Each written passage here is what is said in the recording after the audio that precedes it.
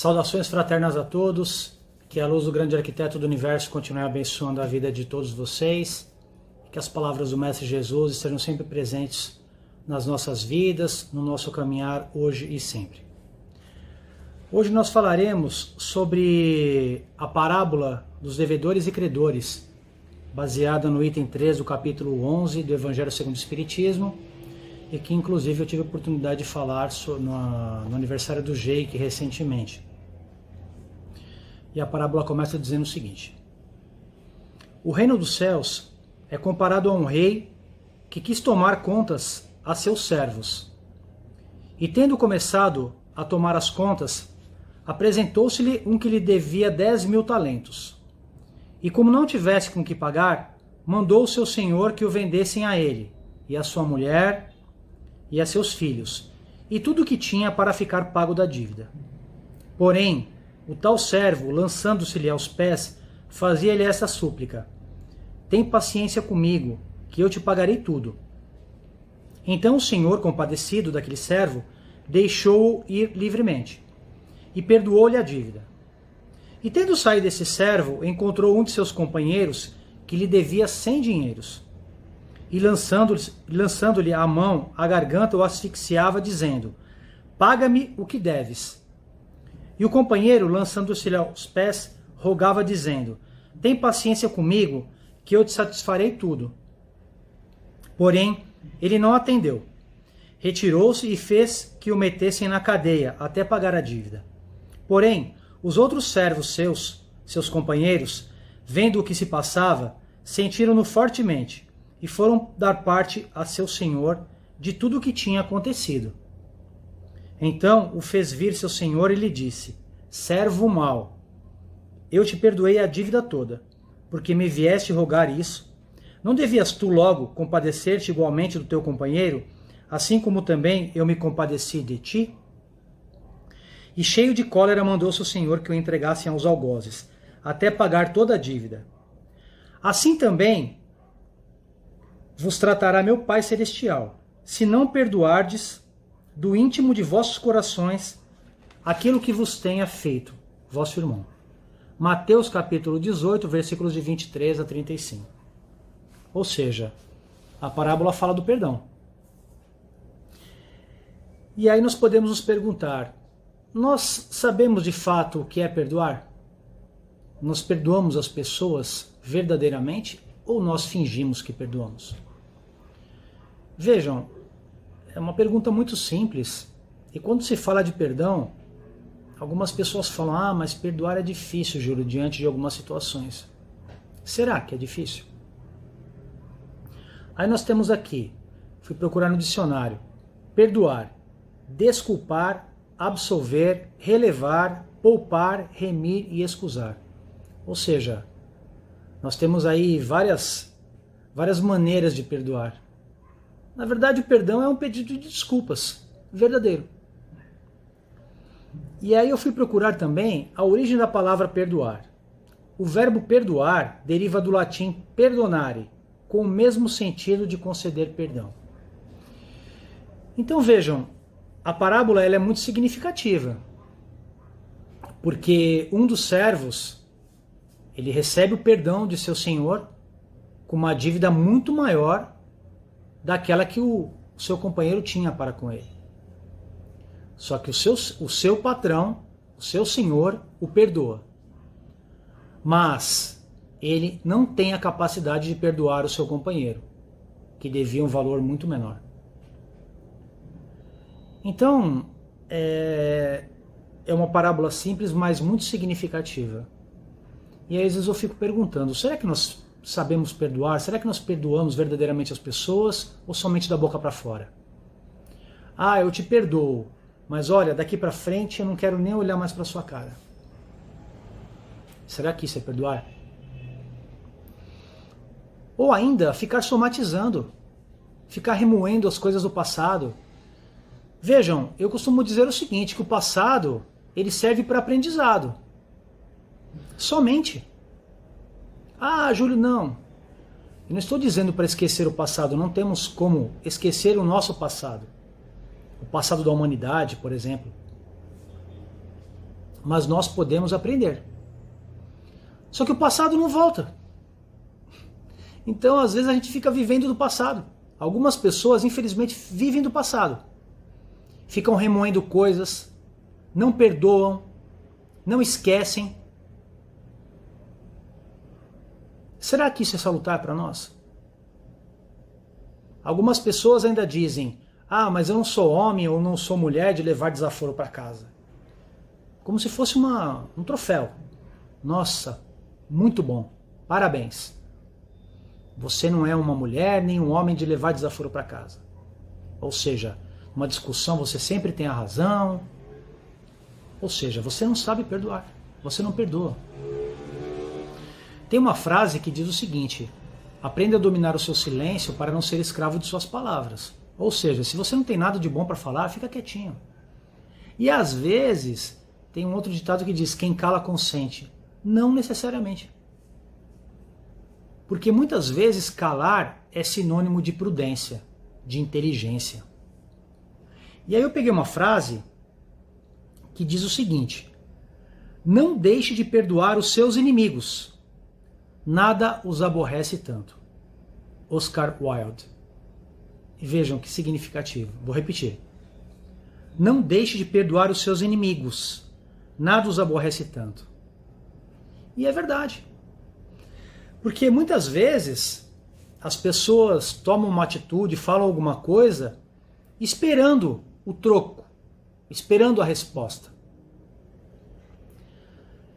Só que às vezes essa resposta pode não vir. Esse troco pode não vir.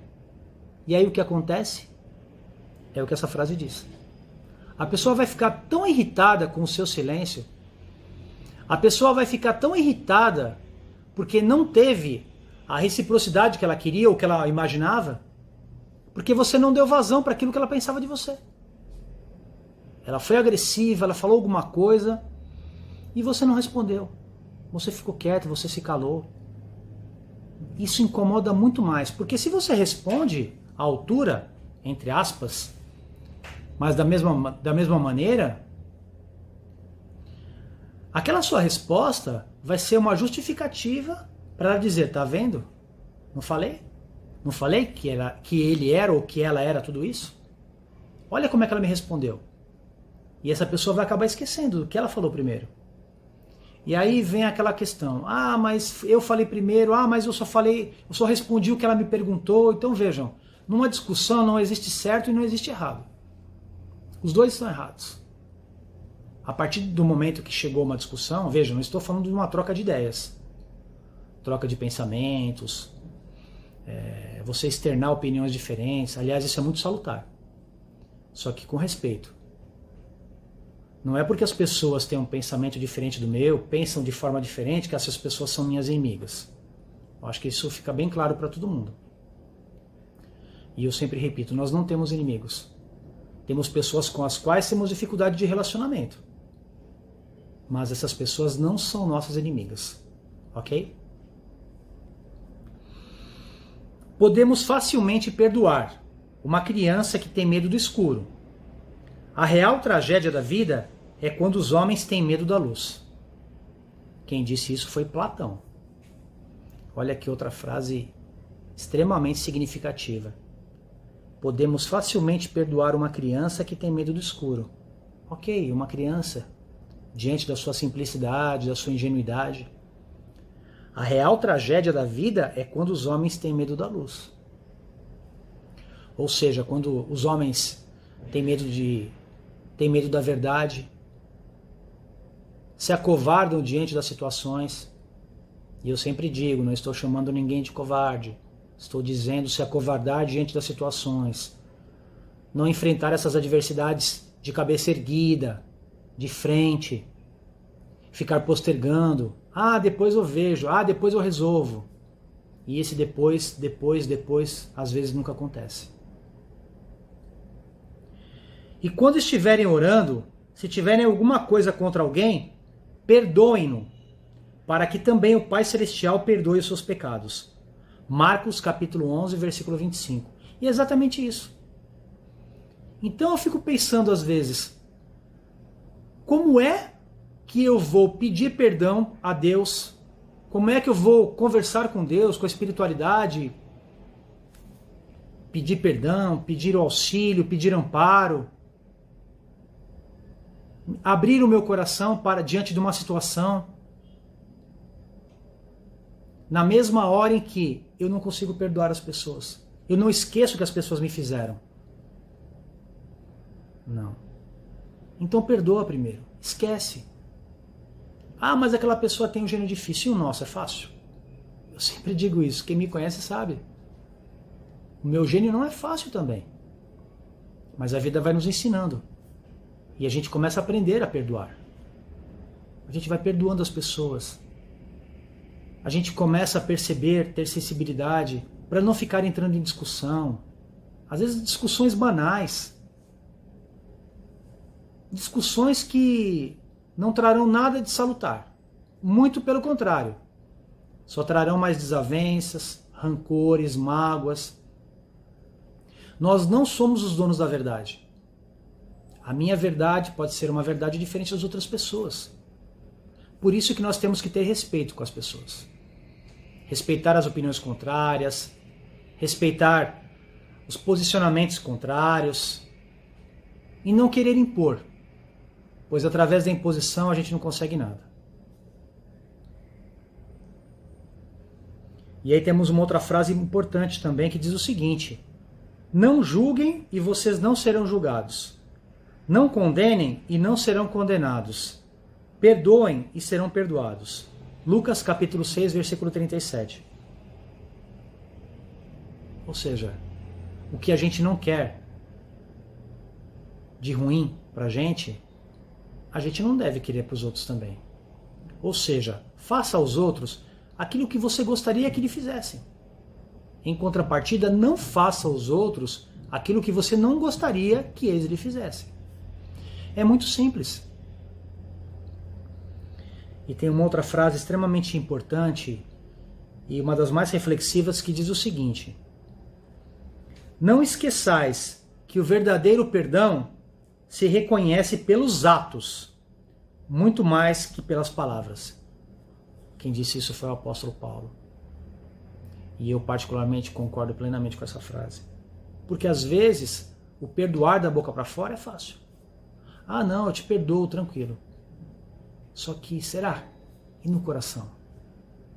Será que no coração, no nosso pensamento, de fato não ficou nenhuma mágoa, nenhuma sequela, nenhum pensamento negativo? É só para reflexão. Então, a gente vai encerrar por aqui. Realmente essa parábola ela é muito reflexiva e que nós possamos de fato colocar esses ensinamentos em prática no nosso dia a dia. E aí, quando a gente pensar, ah, mas eu não tenho tempo para nada, a gente vai chegar à seguinte constatação: nós temos tempo sim. É que muitas vezes nós estamos utilizando o nosso tempo de uma forma errada. Estamos dando muito mais valor para coisas desnecessárias. E para finalizar eu queria dizer o seguinte: hoje, aliás, para mim, na vida, o mais importante é valorizar as coisas boas, enaltecer as coisas boas, as virtudes, as qualidades das pessoas. Muito mais importante do que ficar apontando para as pessoas, julgando e falando e tentando encontrar os erros. Então, quando nós de fato aprendermos a perdoar as pessoas, a desculpar do fundo do coração, acreditem, o nosso fardo será cada vez mais leve, cada vez mais brando. E assim, nós de fato estaremos colocando em prática as palavras que nós escutamos do Mestre Jesus. O grande Mestre Jesus. E que muitas vezes as pessoas esquecem. As pessoas tratam com deboche. Ah, mas falar de amor, falar de Jesus. Porque a evolução acontece. O planeta está evoluindo, os espíritos estão evoluindo, sim. Mas as palavras do Mestre Jesus, o seu legado de amor e os seus ensinamentos, eles ficarão para sempre. E a gente não pode esquecer disso. No mais, que o grande arquiteto do universo continue abençoando e iluminando a vida de cada um, com muita saúde, com muita luz, com muita paz, e que os ensinamentos do grande Mestre Jesus estejam sempre presentes na nossa vida, no nosso caminhar, iluminando a nossa jornada evolutiva, hoje, amanhã e durante todos os dias de nossas existências. Seja neste plano terreno, seja na pátria espiritual, enfim, aonde quer que estejamos, que a luz do Mestre nos acompanhe sempre. Saudações fraternas a todos e que a paz esteja sempre presente durante todos os dias de nossas jornadas, juntamente com os nossos familiares e com aqueles que nós amamos. Que assim seja, graças a Deus e graças a Jesus.